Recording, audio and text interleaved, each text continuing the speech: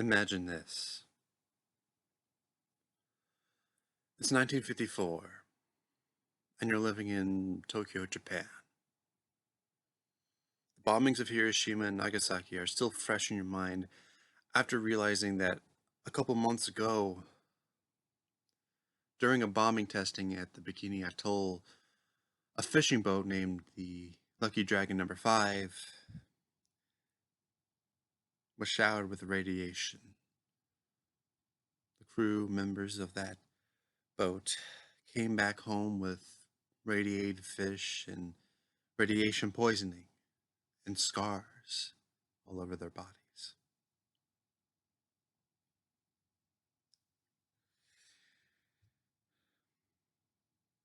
You're living in Tokyo, and it's 1954, and you recently saw this movie called King Kong for the very first time, and it blew your mind away through the visual effects,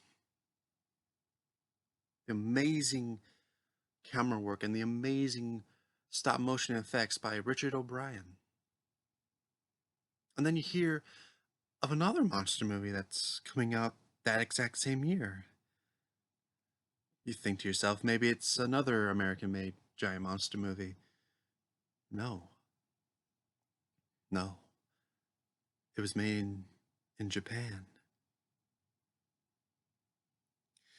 So you get yourself a ticket. You go to the Toho Cinema, the local place where the movie is being premiered. And so you basically grab your ticket, you go into the auditorium, and you sit down. You get comfortable.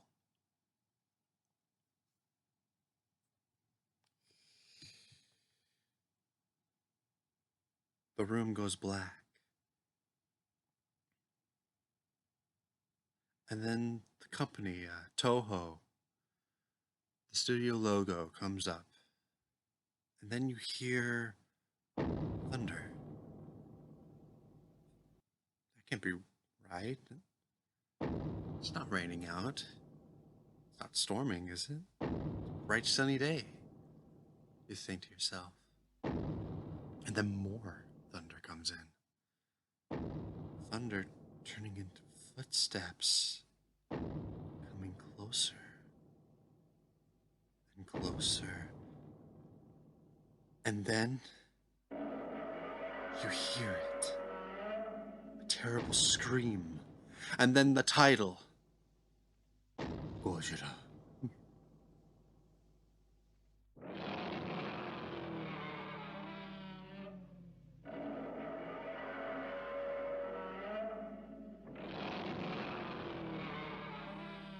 Hello everyone, I'm Muth, the film guy. Don't believe it? Look it up. And well, today I'm going to be reviewing the original Godzilla. 1954's, the original 1954 Godzilla original. And this is actually technically the very first Godzilla movie. And not only is it the very first Godzilla movie, but it is the very first monster movie and record to be made in Japan.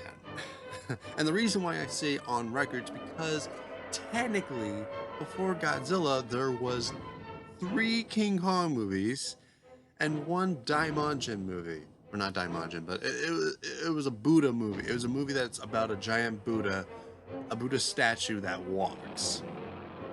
And technically that counted as a kaiju movie. But at least the 3 King Kong movies actually do have real physical proof because there were posters and pictures and all that sort of stuff.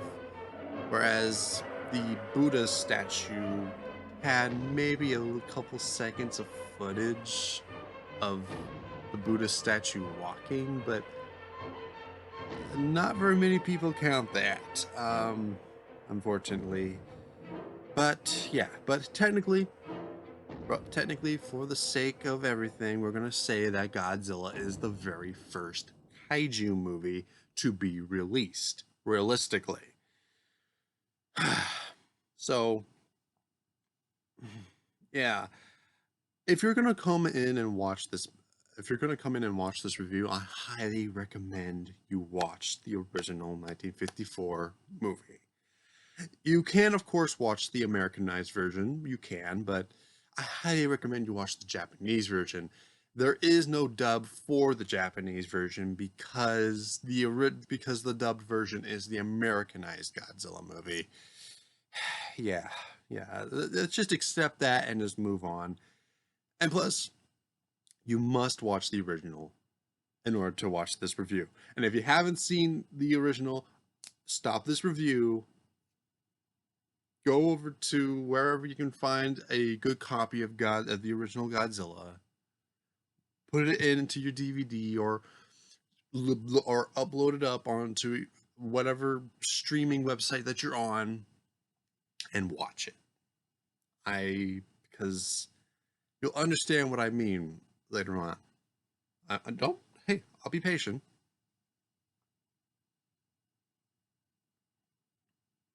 Ah, you're back. All right. So, 1954's 1954's Godzilla. Now, if you've seen my opening, and I'm sure you all have seen the opening, you realize that I've talked about Hiroshima and Nagasaki and a bombing of a fishing boat called the Lucky Dragon Number Five. Well, that all goes in with Godzilla. Um, yeah. Um, of course, there are references to the Lucky Dragon Number Five in other Godzilla movies, mostly GMK, but we're gonna stick more to the plot. This movie is more serious in tone. If you've seen the movie already, it's very serious in tone, and yeah, it is very, very, very serious in tone, and I highly recommend you watch it all the way through. Sure, it's a black and white movie, but yeah. So, let's begin. A fishing boat called the Bingo Maru, yeah, that's what it's called, is struck with a burning light that comes from the ocean. You could call this is a callback to both the Hiroshima and Nagasaki and the Lucky Dragon Number Five. Yeah, ties. Remember this. And the boat and the people on the boat get burned alive, and some may have jumped off. I'm just saying this will come up later on. I'll let you know. And the news of the Bingo Maru basically being destroyed goes out, and so they send in another boat to go find survivors called the Ikomaru. That boat gets burned and destroyed right away. So, what happens next? Survivors of both wreckings basically show up to another fishing boat, which is a small little raft that's not too far away from Odo Island. The islanders basically are the ones that are fishing, and they find the survivors. So, yeah. And then later on, the fishing boat, little fishing boat that comes from Odo Island, comes back, and only one survivor is left. Oh boy. And so it's the brother of another person, and basically of Kanji. Sasuke, who's basically the survivor, basically is like, it's a monster. It took us all down. It was that sort of thing that you really feel in this movie. And so to get more information, the government basically sent over some reporters so that way they can get some reports on this. They asked Sasaki who basically what happened, and he basically gets mad at them because, well, it's kind of foolish in a way, but realistically, it happened to him. Later on that night, everyone's trying to sleep.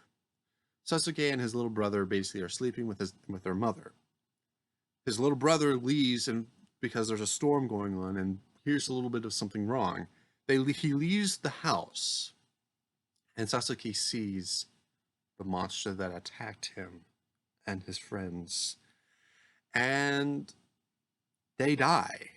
Yeah, Sasuke and his mother dies because Godzilla shows up. But we don't see Godzilla.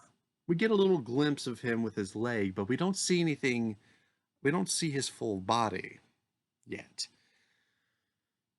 So pretty much that's what happens. There's a bit of a there's a bit of this thing that's a bit of a theme here. If you didn't die from radiation already, if you didn't burn already, then you're gonna get killed by radiation anyways. Radiation takes your life anyways. It's a pretty sad thing. Um, so pretty much they go back to Japan and they make their full report. So they get Dr. Yamane and his daughter Emiko and her technical boyfriend Ogata to come along and basically research what's going on at Odo Island. They go and they go to Odo Island and they basically find the footprints. The footprints are irradiated, but they find a trilobite underneath this. And yes, they touch it with their bare hands. Look. I think the meaning is that we can all get over it, and I think we could. I think it's just be like we're all human here. This is poisonous. We might get cancer at some point, but this is a big discovery. I guess that's the message. I don't know. The commentary on the DVD makes it seem a little bit more makes more sense a little bit more. Yeah. So pretty much the bells ring, and we hear thunderous footsteps, and out comes Godzilla because they meet up to the hill to fight the monster. But they didn't realize how big he was until they saw him coming up. Now, we can make a comment about how the puppet looks pretty bad. And it is, but it's very close to how the suit looks. I mean, here's a reference here. This isn't a very good reference, but look at the head. It looks very close to that. And yeah. So pretty much that's just it. So Godzilla comes up, and originally this scene was going to be a bit more graphic. You see, Godzilla was supposed to come up with a cow in his mouth because he was consuming the cow. And if you think about it, the original script for Godzilla was going to have him like come up for food. And that kind of goes into the fact that when he attacked the fishing boats, I mean, sure, some of them probably got burned alive, but don't tell me that they haven't basically tried to jump overboard. So that kind of leads to the fact that maybe Godzilla kind of ate them. I mean, think about it. It's kind of creepy if you think about it.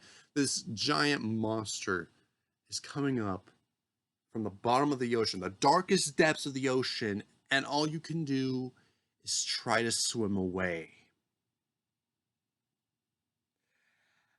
That's kind of scary if you think about it.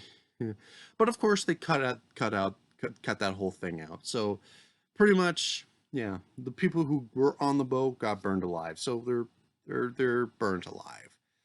Uh, and the whole cow scene probably wouldn't have looked that great, anyways, because it would have just looked like Godzilla was just just biting down on a toy cow. It just didn't look good.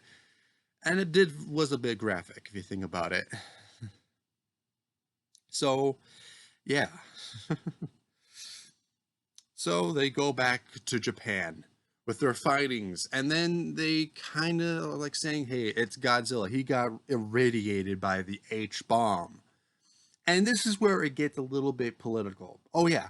This movie isn't just a giant monster rump him up and basically punch him, and it's not a very fun monster movie. It's a serious monster movie, and it's very political.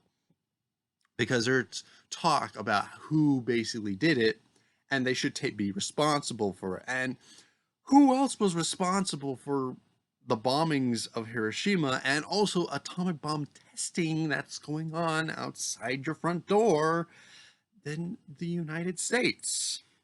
But they don't say it. They don't say the name who is doing it. They don't say who's doing it or why they're doing it. It's just they just leave it up to that. But we know who it is. We just don't, but they don't say who it is. And I think the reasoning for that was because they don't want to get the censors up all over them and be like, "Is this a political strike on us?" It'd be like that. Because remember, after World War II, America basically just occupied Japan. And whatever film they made against World War II was blacklisted, and they were blacklisted, and they were almost thrown out of their own country. So, I mean, they didn't do that. I mean, the director Ishiro Honda was a pacifist. He was complete and utter pacifist. He didn't believe in violence. He didn't want to see violence. He wanted to see his fellow man grow out of some prejudice, And that was very well done here. And of course, he's just making a message about how people can get a little over the top. I mean, who knows who's basically doing the test? I mean, even Russia was kind of doing tests during the 50s, if you think about it. you know? So, and there were some books out during the 60s and 50s that says that Godzilla was an anti-American movie. It's not. It's an anti-nuclear and war movie, but yeah, you can't go against crazy right now. So pretty much the meaning is that they try to so they decide to kill Godzilla by throwing in death charge bombs into the ocean via by via by stock footage. Okay, it's not stock footage in the way that Godzilla's Revenge is. It's stock footage that basically was used during World War II, but it's not tasteless. Honestly, it's not. They just didn't have the GS the military at that time were not really willing to cooperate that much during to a giant monster movie at that time. Later years, the JSDF basically are like, sure, let's do it. Because they want to make sure that Japan self-defense was actually at least taken a little bit more seriously. Not saying that they weren't taken seriously here in the movie. I'm just saying that some movies after Godzilla kind of didn't take JSDF very seriously after that. So you can get what I'm trying to say here. So pretty much they think that Godzilla is dead. They think that he is gone. And people are out enjoying time. They're having a fun time. There's a fishing boat, there's a fishing party going on, there's a boat party going on, and then Godzilla comes right out of the ocean. Yeah. Uh yeah, Godzilla shows up. And then he kind of leaves because reports of Godzilla comes up and they're like, well, we got to figure something out. We got to figure out a way to protect ourselves. We got to destroy Godzilla. And Dr. Yamane doesn't want to destroy Godzilla because if you think about it, Godzilla's a big, huge discovery. He's the literal living relic of a past that's gone. And he's back up here, probably going to kill everyone, but he's still amazing. You have to think about it like this. He's a scientist first, but he's also a man second. But he's also a man. And he wants to study Godzilla, but he knows that it's going to destroy. He knows it's going to kill people. He knows that Godzilla's going to come over and kill people. And it kind of goes on this double tangent. At least it's more subtle in this movie than it was in the novel. Yeah, in the novel, Dr. Yamane was seen as a mad scientist, basically going out at night with a cape and living in a gothic style house. I'm not joking. Dr. Yamane was not seen as a good person in the novel. Here, he's just a normal man who's just trying to be like, they shouldn't kill Godzilla. At least let us study Godzilla. At least. But he knows that it's going to kill people. If not, Godzilla's not going to kill people, then the radiation will kill people. It gives that whole entire hypothetical sort of thing. Like, what if they did keep Godzilla alive? Would they still let him roam around and just basically study him? Or would they just, it's like that whole entire thing. Like, it's a double entendre that you just you're just going crazy for. You don't know what's gonna happen next. Well, Emiko, who is the boyfriend who has a boyfriend, yeah, there's a love triangle in this movie. Ogata and Serizawa. And if you've heard of Serizawa, you've probably seen Godzilla King of the Monsters and the 2014 Godzilla. I am, yeah. We'll talk about those movies later on, once when I get to them. So pretty much,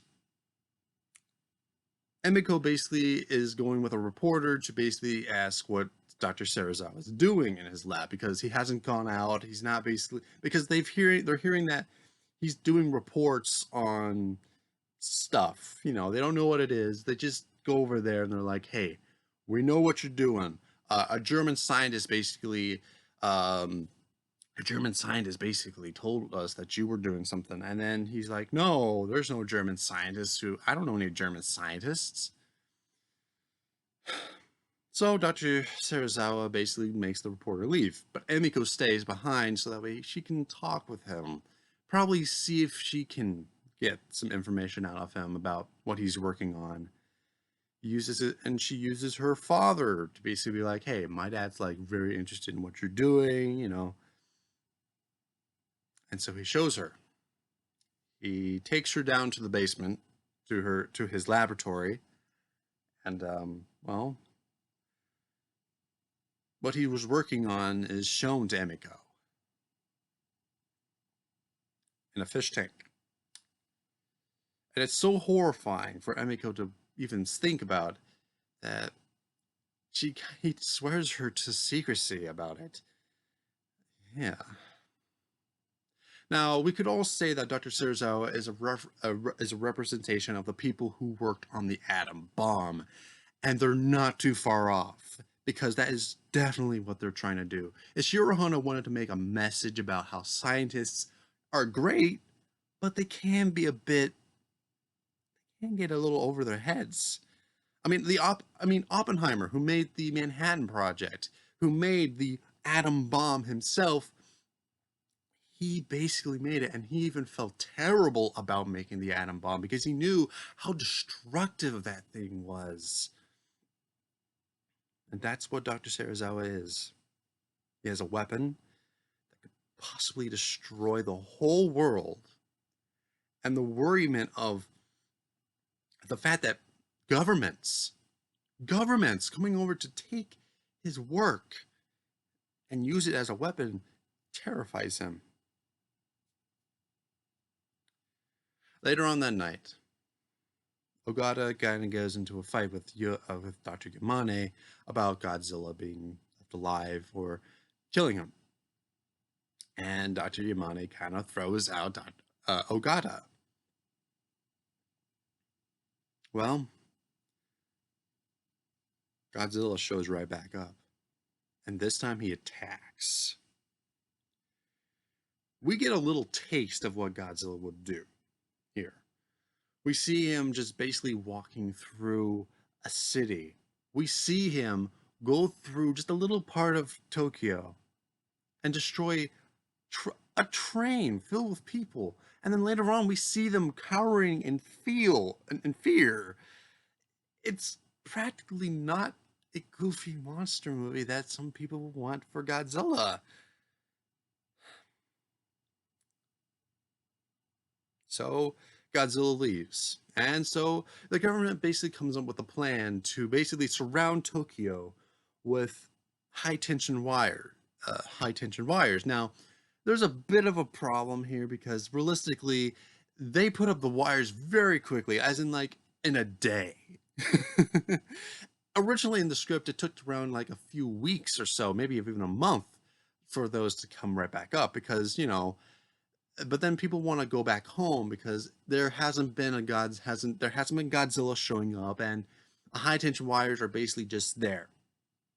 But they still keep the high tension wires until that night. And then Godzilla shows up. Godzilla shows right back up, and, well, high tension wires doesn't work. Everyone fires at Godzilla. He roars at them, and then he blows an incandescent light, which is basically what it originally was called. His atomic breath was originally called the incandescent light, because that's technically what it was. It was a mist of light that went on to a place and then just melted them away. But we're going to call it the atomic breath for now on, because that just is how we call it. And so, pretty much, Godzilla tramples Tokyo to the ground. There is a moment in the attack where a mother is holding on to her children and basically saying, "Don't worry, children, we'll be with daddy soon. We'll be with daddy soon." Oh, and it's just, yeah, we do see those, we do see that. We do see them again. We do. And then Godzilla basically is just destroying things left and right.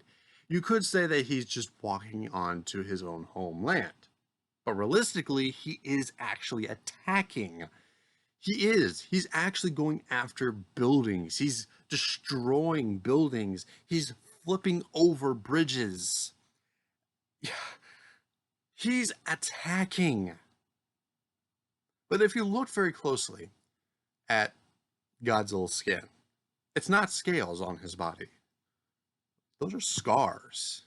We have to remember that he was awoken by hydrogen bomb testing. And what left him there was scarring, and he's scarred all over the place. His whole body must be in pain. You feel sorry for Godzilla, but you also kind of don't want to, because he's killing innocent lives. I mean, if this was an anti-American movie, wouldn't it make more sense for Godzilla to attack America? I mean, think about that. He could have attacked America in the first movie, but they didn't do that because realistically, Godzilla's just mad. He's angry.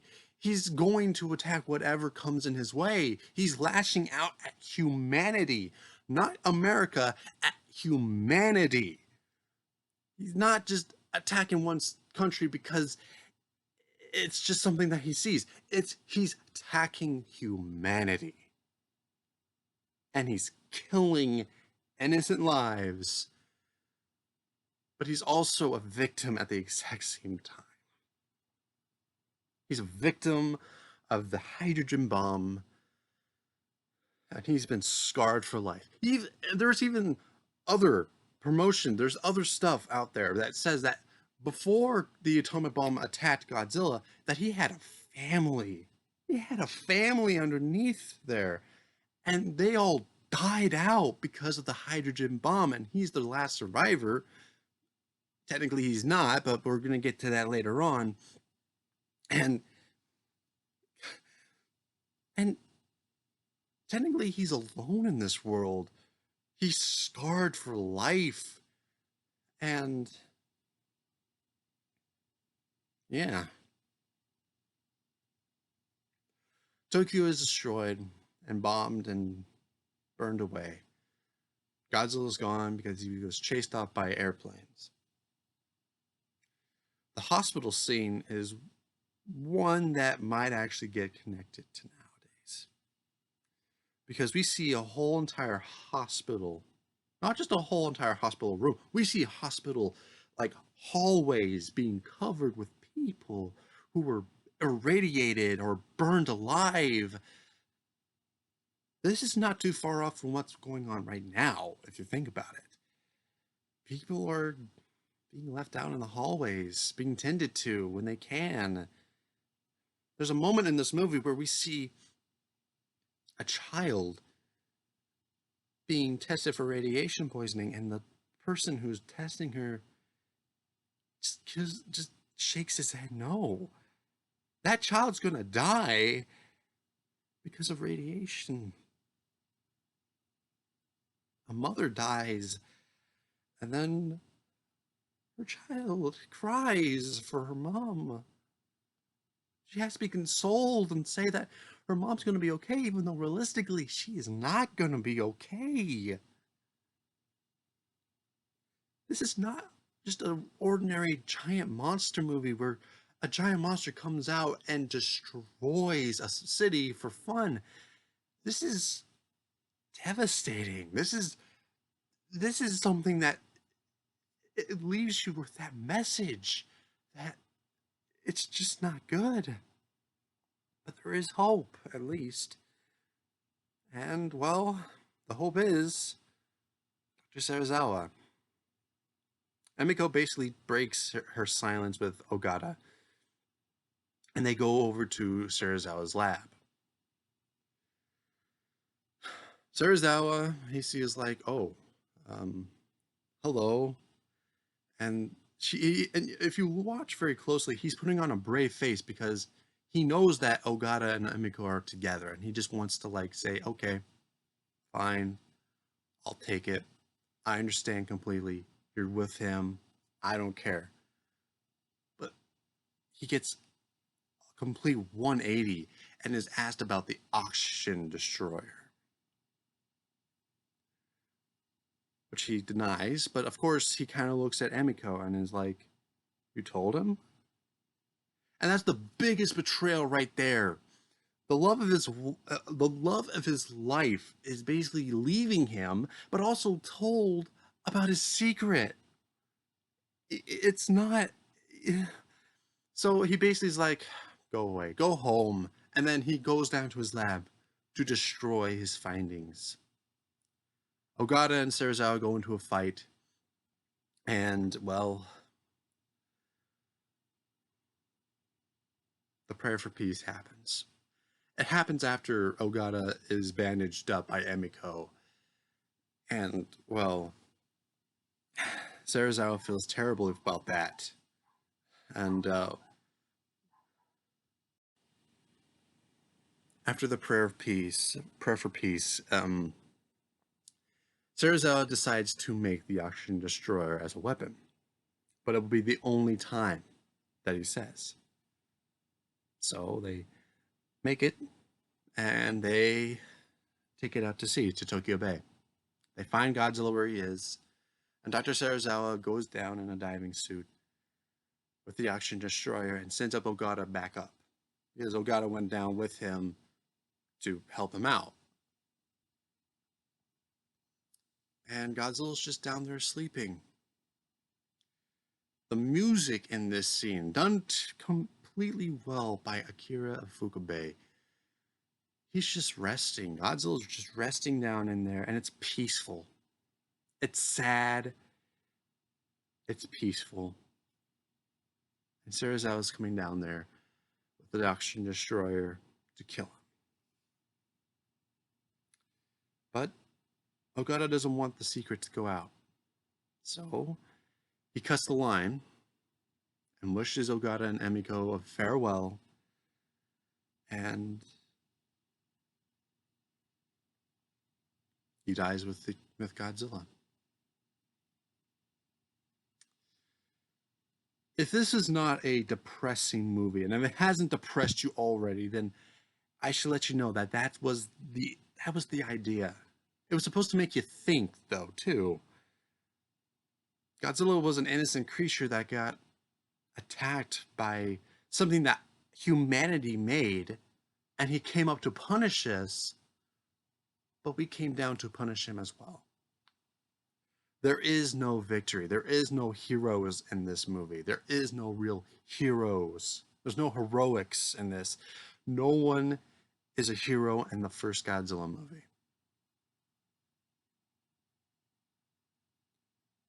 And if you watch in the background, Dr. Yamane doesn't go over to salute Serizawa.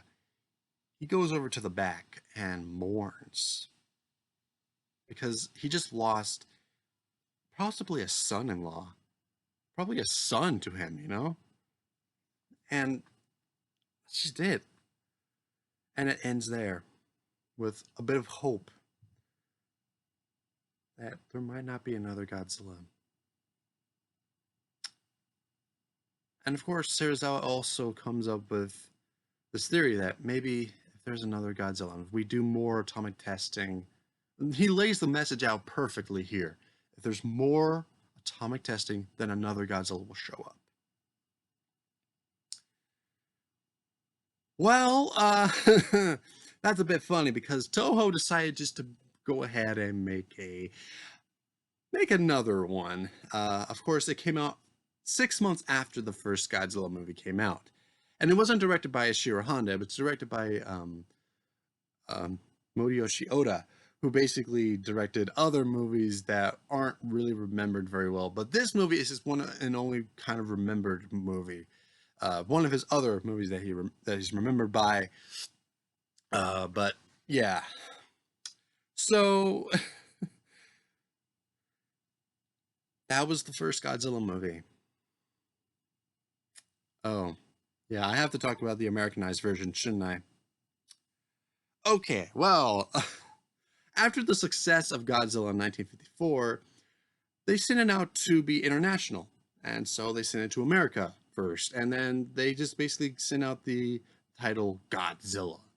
Because that's how it was. Because realistically, Godzilla wasn't created by Americans, it was created by the marketing team in Japan. So if you're wondering where the name Godzilla came from, it came from Japan. So it doesn't really matter anymore. Um, so they decide. So American company called Jules Recording or whatever decided just to basically take the movie and slice it up into little bits and pieces, put in Raymond Burr, Perry Mason, if you will, and basically Americanize the whole fucking thing. The movie loses the message of the bombings of Hiroshima and Nagasaki and the whole anti-nuclear thing, which kind of also brought up the whole anti-American thing too.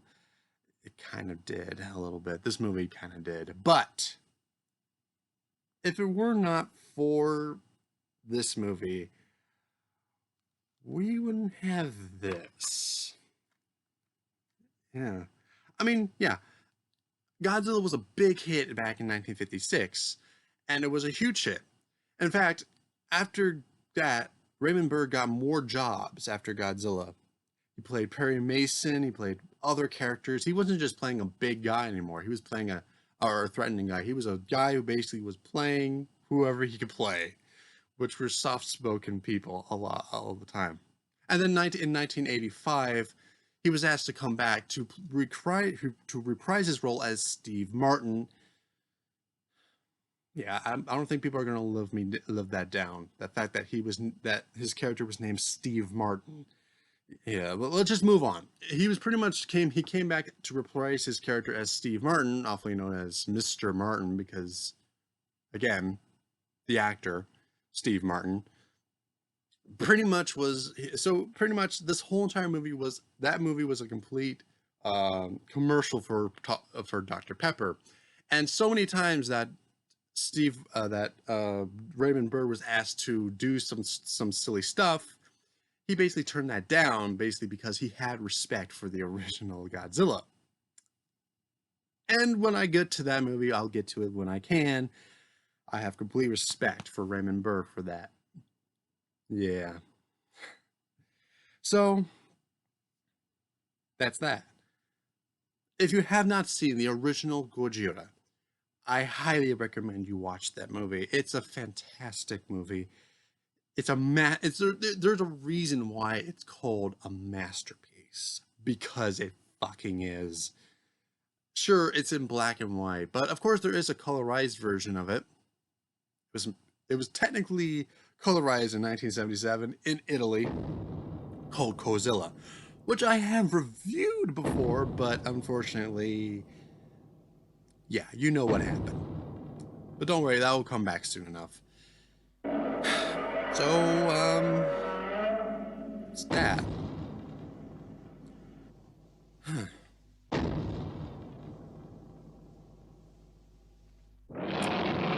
I have nothing else to say.